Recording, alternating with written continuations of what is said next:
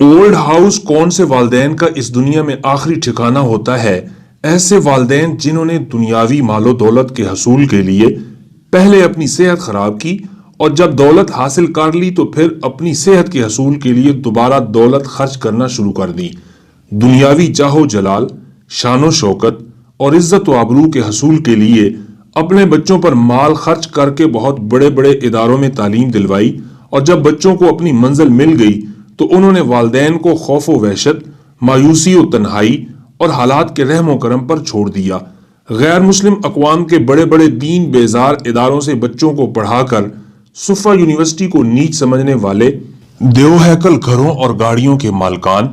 آئینی خیالات و جذبات کے لباس میں ملبوس دنیا کی جاہ و حشمت کے طالب، اپنے معصوم بچوں کے نظریات و جذبات عالم کفر کے سپرد کرنے کے بعد آج بڑی بڑی حویلیوں، بنگلوں اور اولڈ ہاؤسز میں آنکھوں سے خون کے آنسو روتے ہوئے تنہائی و خوف اور مایوسی و وحشت کا شکار ہیں، اور آج سے 20-25 سال پہلے اپنے کیے ہوئے فیصلے کو یاد کر کر کے مزید عالم وحشت و حیرت میں ڈوب جاتے ہیں۔ بات کڑوی ہے مگر سچی ضرور ہے۔ اولڈ ہاؤسز میں رہنے والے زیادہ تر لوگ مالدار طبقے سے تعلق رکھتے ہیں، جن کی اولادیں بیرون ممالک میں سیٹلڈ ہیں یا ملک پاکستان میں بزنس ٹائکون اور بڑے بڑے سرکاری عہدوں پر براجمان ہیں، لیکن محبت الہی اور حب رسول سے بیزار بہت سے عقل کے اندھے، جذبات و احساسات سے عاری، دنیاوی محبت و طلب کے بھوکے ان ہستیوں کو ہی بلا بیٹھتے ہیں جو جنت اور جنت کے دروازے ہیں۔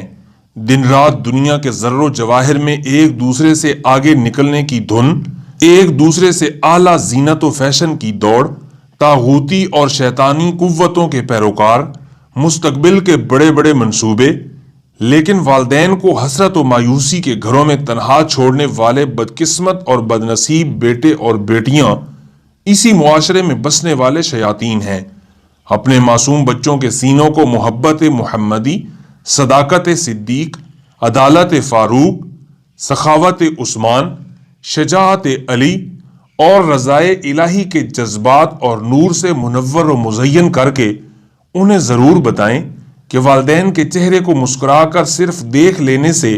مقبول حج اور عمرے کا ثواب ملتا ہے، اور یہ فرمان رحمت للعالمین ہے، تاکہ کل کو یہ بچے آپ کو اولڈ ہاؤسز کے سپرد نہ کریں بلکہ آپ کی تابعداری اور فرما برداری کو اپنی زندگی کا قیمتی اثاثہ سمجھیں۔ ریئل ڈائری پی کے چینل کو سبسکرائب کر کے گھنٹی کے بٹن کو دبا دیں اور دوستوں کے ساتھ شیئر بھی کریں،